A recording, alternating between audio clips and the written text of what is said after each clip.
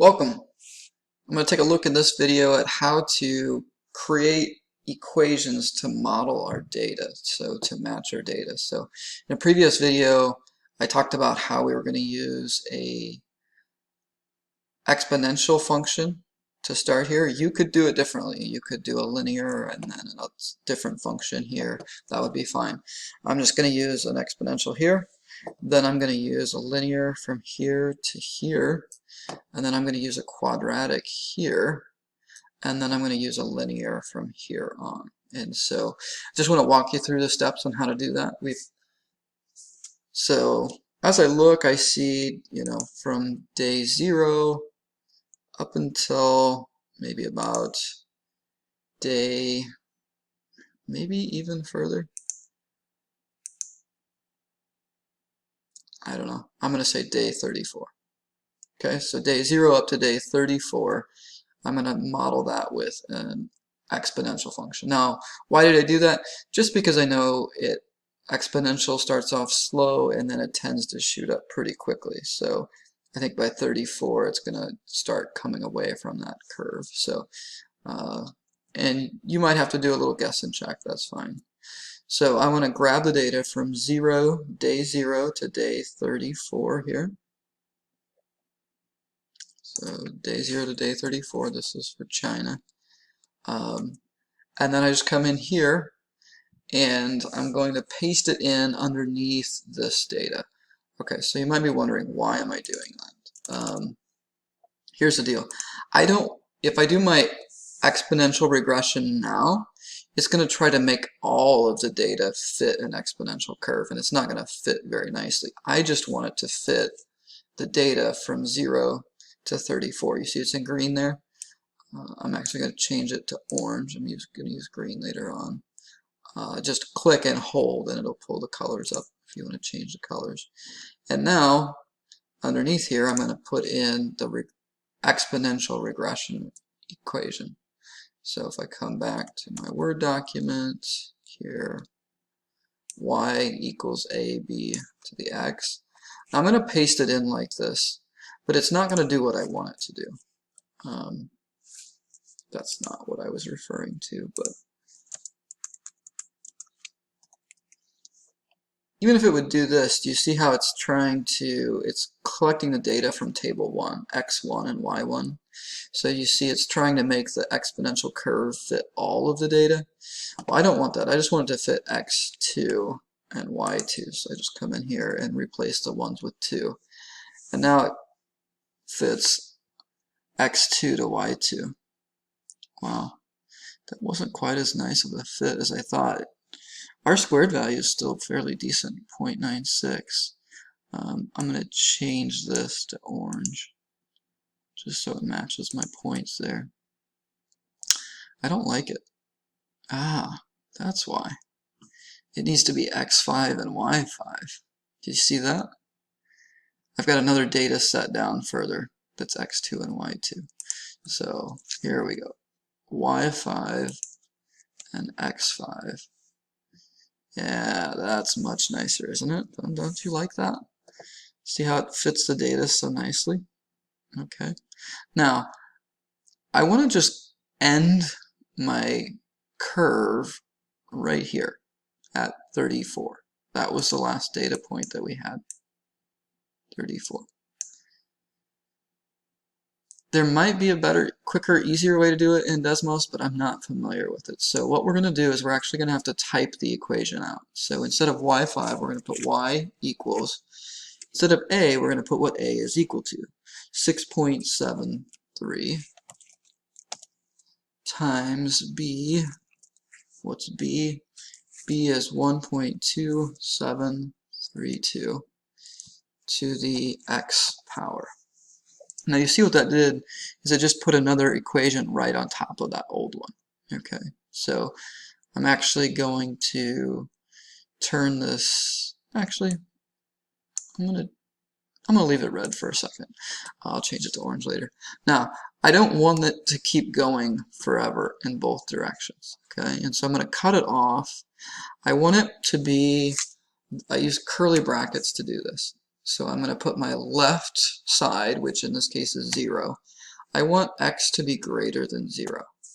Now, you might say 0 is less than x, but if you read it backwards, do you see it's x is greater than 0? So I want x to be greater than 0, but I also want x to be less than this value, which was 34. So x is less than 34, curly bracket. Notice now that it actually cut my line off, so you can see the red goes from here to here, but it doesn't go beyond that. Now I'm going to turn this orange regression equation off by just clicking here. And you see how it just, now I've got that little piece of this equation from 0 to 34. I'm going to change it to orange to match the points there.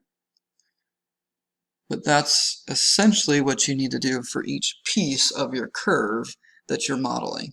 So I chose to model this first piece with exponential data. I copied that data in from 0 to 34. The table was the 5th table I put in, so I called it x5, y5. I then had to do my regression equation for an exponential function. Now, like I said, you might use a linear, you might use a quadratic, it's up to you. But that's just what I did for this one. y5 approximately equal to ab x5. And then it gave me a and b. It gave me an r-squared value, see 0.99, that's really good.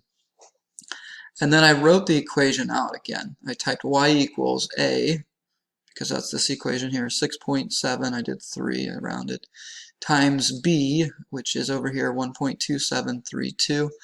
I did a lot of decimals there, because when you take something to a power, it's really going to make a difference when you carry those decimals. And then to the x power. And then I set a restriction on my domain. I want x to be greater than 0. Okay, reading that backwards, x is greater than 0. But I also want x to be less than 34. And so that cut it off from 0 to 34. Okay? Now, I'm going to do the same thing for this next section. I actually already have it in here. I did from 31 to 45. These points here, and I decided to use a linear model. So I went ahead and did a linear regression here. You can see that. And then I found M, I found B, and then if I turn that on, you can see it cuts it off here and here. So I no longer need the regression equation turned on. So you can see I now have an equation here and an equation here. There's a little bit of an overlap here, and that's okay. We're not going to get too picky here. And so I went on then. I thought my next section looked like a parabola, an upside down parabola. So you see the red points there I wanted to model using a parabola. So I pasted in from day 43 to day 57. I then used my quadratic regression equation. You can see the whole parabola there. Matches our squared value. Not quite as good, but okay. And then I typed in y equals negative a, which is here, x squared plus b times x plus c, or minus c in this case. And you'll see I limited my domain here. I went x has to be greater than 43 because I want it to be to the right of 43 here. See that? And then x is less than 57, so from here less than 57, and that restricted it. So I no longer want my regression equation showing. I mean, this is my regression equation, but I don't want the whole thing. I want the restricted version. And then I went on. At the end here, I decided to use a linear equation. So I put the data in from 60 through 112, and I plotted that as y equals mx plus b. So there's the regression equation. Again, I limited it. In this case, I wanted x to be greater than 60. That was the first data point I had there. And so that limited it. I'm going to turn that off. And now you can see what it looks like. You've got the data and then my lines. I'm actually going to go through and turn all of my points off now, just so we can get an idea of what this looks like with the equations, okay? And you can see there's a little gap here and a little gap there. I maybe could have extended that further. But this is what I would like you to do for yours, and this is, you're modeling with mathematics here. You're creating equations to match the data. And quite honestly, these here aren't as useful because we actually have those. But what is useful is basically we can become a fortune teller at this point. We can see into the future. So if you follow this line, it seems like this line matches pretty good to the data. And so if you look here, this is day 110. If we click on this green line, I can drag a point back and forth at day 150, which is about 5 months into the year. Is that right? 30 times 5. So the end of May, we would guess China's cases would be about 86,800. Okay. Or if we go to the end of the year, 365 days, see if I can get there. So using this model to predict, in China we would guess there would be about 102,364. Now, this is where things get a little limited, right? I mean, this has been pretty steady for the last 60 to 120 days, so 60 to 120, 60 days, the last 2 months, this is pretty steady.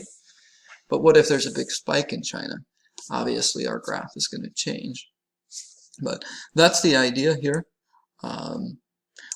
I found that data on the graph. You can also use a table here. Let's see if I remember how to do this. I think you can hit plus up here.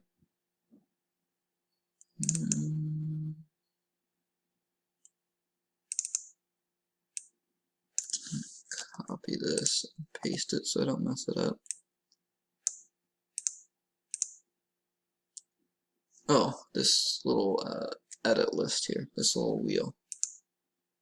You could duplicate it here, and then you can turn it into a table. So you can see our table here, it's undefined, but I could type in 120 days and it'll tell me what that value is at 120. We see it's 84,455, right? So a year later, 365. So you can use this to help you predict the future as well. So hopefully you found this helpful, and please reach out to me if you've got questions. I'm glad to help. Thanks, and have a great day. Take care.